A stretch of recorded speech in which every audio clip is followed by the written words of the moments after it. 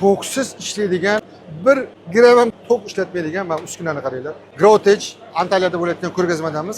Fransiyada ishlab chiqarilgan uskunalarni qaranglar. Bu kattarog'i ekan. Ya'ni shu 20 metrdan suvni olib chiqadilar, narigi tomonda 30 metr ishlaydiganlari bor va mana bu korxona bir necha yillardan beri muvaffaqiyatli ishlab kelayotgan korxonalardan ekan. Turk tilida buni obzor qilib berdi. Afsuski men turk tilini yaxshi tushunmaganim uchun ma'lumotlarni bilmadim, lekin YouTube kanaliga intervyularni o'zbek tiliga o'girib qo'yamiz. Türkçe çınarlıklar bo'lsa Türk tilidan qo'yib qo'yamiz.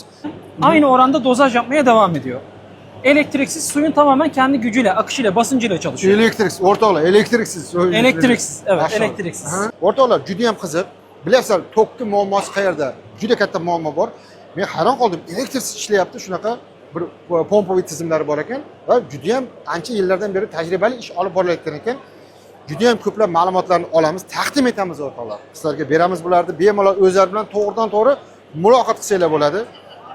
Agar imkoni topiladigan bo'lsa, biz bu korxonani 3-4-5 mart kuni 2026-yilda Samarqandda Soq Expo'da bo'ladigan Agropro 2026 ko'rgazmasiga taklif qilmoqchimiz. Agar o'xshaydigan bo'lsa, ushbu korxona mahsulotlari O'zbekistonda yaqin yillarda dehqonlarimizga, tadbirkorlarimizga katta bir manfaat olib keladi degan katta umiddamiz. Uzoqlashmay turasizlar. Grotechdagi yangiliklarni sizlarga taqdim etishda davom etamiz.